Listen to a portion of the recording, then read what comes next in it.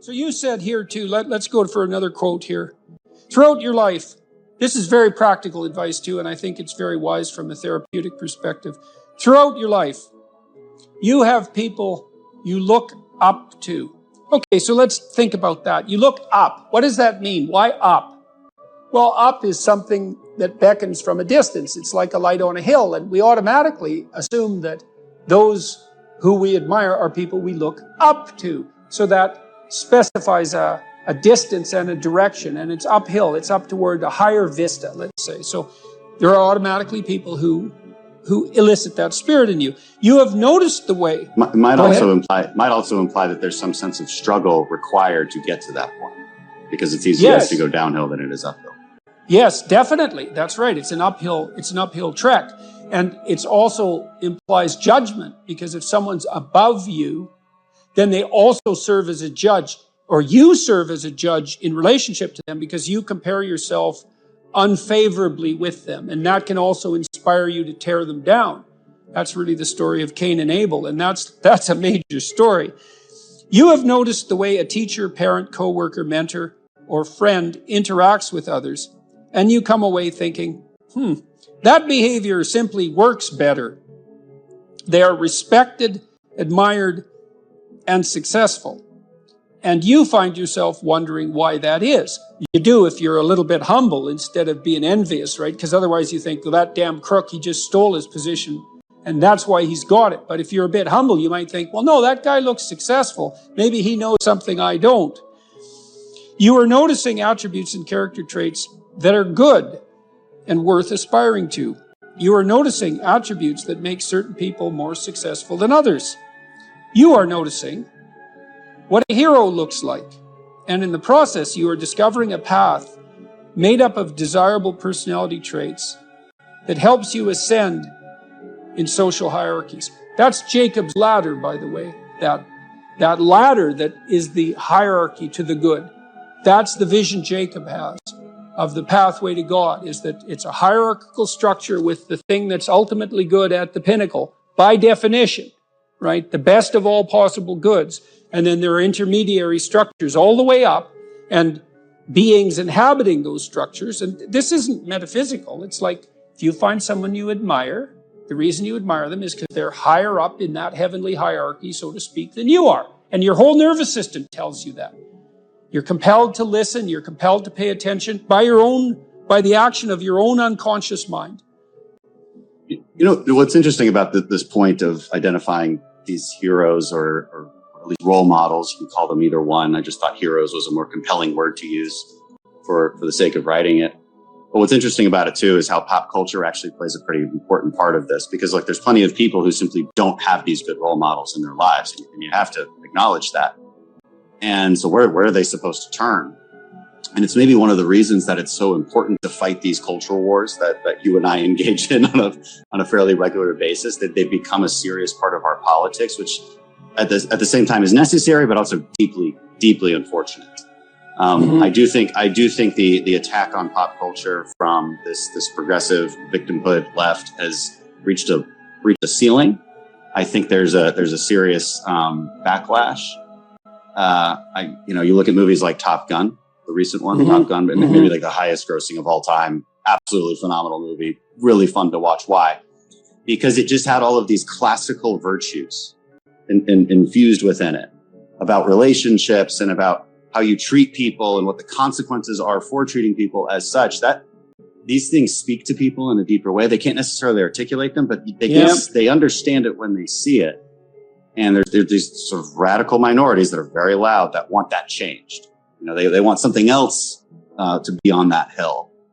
But people react against it because it's not true. There's no truth to that. And something cries out from inside of them then, and that can be appealed to by a storyteller. I saw the same thing in the Marvel Avengers series, is that there is a return to any wide range of classical virtues, certainly brotherhood, a kind of a military ethos, sacrifice, a striving upward, certainly masculine virtues, the combination of the Hulk and Iron Man, for example, that's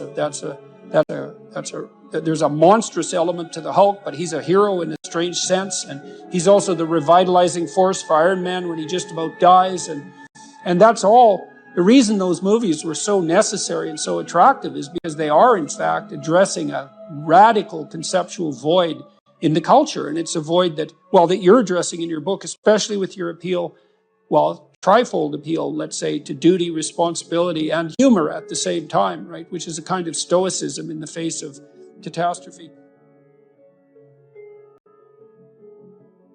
Because this is a big problem in life. Imagine you're aiming for something and then something happens to make it impossible, or you find out that it's the wrong thing because you were aiming in the wrong direction. Well, so then what do you have to rely on to set you right? It's not your aim, obviously, but it might be your capacity to take new aim, and that's bloody well dependent on your character.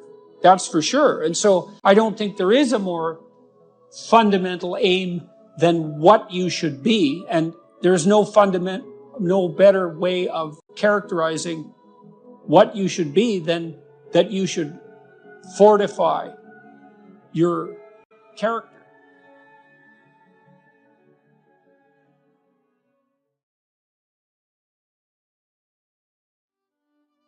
So now you're moving towards the promised land, let's say.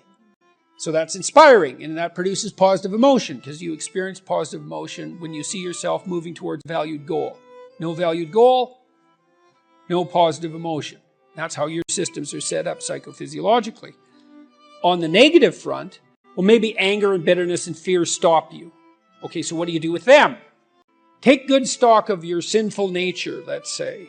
You know what temptations you're prone to and what knock you off the beaten track, and maybe you feel guilty about it. You know where your weaknesses are, and you probably have some idea of just what kind of hell you could inhabit if you let those weaknesses get the upper hand. So why don't you just write about that for 15 minutes? So let's say this isn't what you could have in 5 years. It's the pit you could dig for yourself if you decided to, just sit there or dig. Everyone has a sense of that, for some people. My temptation probably would have been alcohol. It calmed me in social situations. It made me feel a closer kinship to people, and it was a pretty good stimulant. And so it was a really good drug for me, and I enjoyed it quite a lot, too much. But I learned that I had better things to do. I wouldn't have stopped without better things to do. And what did you mean by better things to do? Well, I was writing my book, Maps of Meaning, when I was still carousing as a graduate student. I'd started to put my life together by that point quite a bit, but I was still a party animal and very social. But I found that I couldn't think hungover.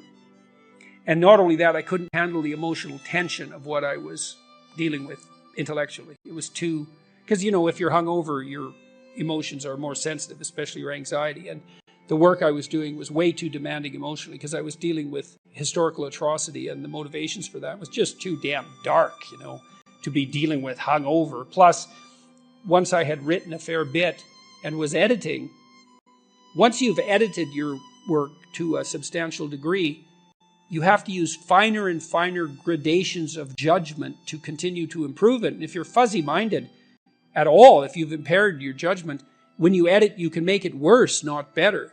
And then I also realized that the only times I really regretted my actions was when I was drinking, because it disinhibits you, and that's fun. That can be really fun.